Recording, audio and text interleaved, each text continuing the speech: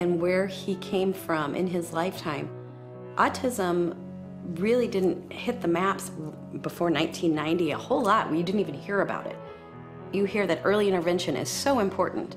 I wonder how much Lynn had that opportunity for those early interventions in rural Iowa clear back in the 40s and 50s. I think that's really important to think about, and how he has progressed in his life and the challenges that he has gone through, going many, many years without even being known that what his diagnosis was. You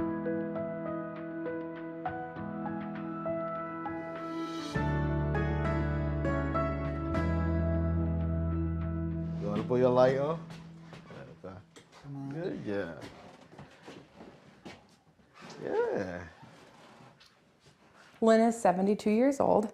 He's very, very sweet, laid back, and easygoing. He's very affectionate.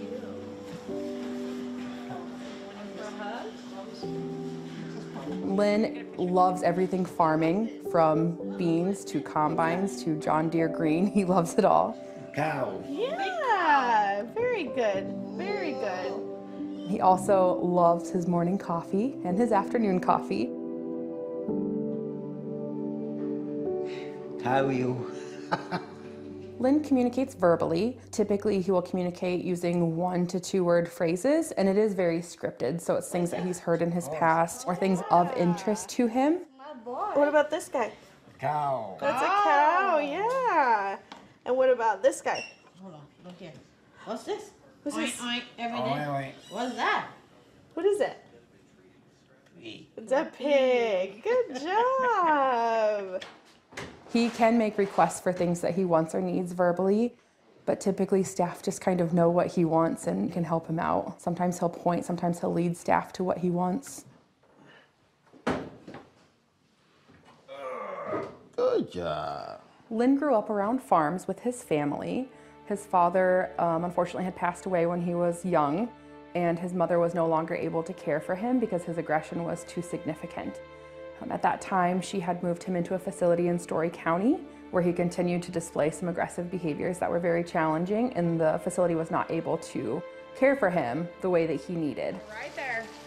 When Lynn came to us in 1995, and up until last year, he was able to be part of our vocational program on our farm. He really enjoyed that farm work, being that he grew up in a farm background. Last year, he was working when he would like to, when he chose to work. Then he retired. I don't think he fully understands the concept of retirement, but it is pretty exciting to think about someone with autism starting from having a lot of aggression and not being very successful in a vocational setting to being independent and be able to retire as a neurotypical person would. Balance Autism provides a lot of different living opportunities for adults with autism. Lynn transitioned from our ICF ID program, which is our campus program, more intensive care, to our home and community-based services, which is in the community and less restrictive for him. Lynn was able to transition into that less restrictive environment because of the skills that he gained through living in our ICF facility. He decreased his aggressions to virtually nothing, and he's really just very independent. He does need a lot of cares with hygiene tasks and mobility because of his age. But other than that, he's very laid back and easygoing, so he was able to live in an environment where he has more freedom of choice. So tell me what you want to buy. You want to buy milk? Cheese. You said cheese. Yeah, that's good. You want us to buy milk? Yeah. So Lynn you has want staffing milk? 24 hours a day, 7 days a week. Staff really try to involve the individuals that we serve in every decision-making process that we have and every choice that they would have. With grocery shopping, he goes whenever he really wants. Typically, staff try to assist them with going grocery shopping once a week. And then when they're at the store, they follow a grocery list based off of a menu or whatever meals Lynn wants to eat for that week. Careful. Easy. Good. Thank you. Thank you. Len, you want to say thank you? Thank you. Thank you. You guys have a good day, okay? Guardianship is a challenge with Lynn's age and the fact that he has autism. What happens if he needs nursing home care? What nursing home is he going to go to? Who's going to provide that care for him?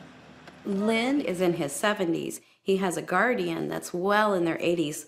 This is not uncommon. It is so important that we have somebody set up as a successor for that guardianship.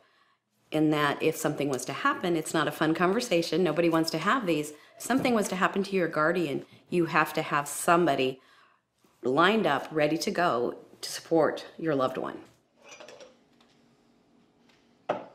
When you have someone with autism, you typically think, we're going to work on these intensive maybe behavioral strategies to shape their behavior or change their behavior. And then also focusing on those communication skills and the social skills. A lot of people forget that there is actually a life being lived also. So that's really important to us that he is able to do those things. I think Lynn is an inspiration for anybody. At 72 years old, he's still very humble and laid back, and he's grown so much with decreasing his aggression to nothing.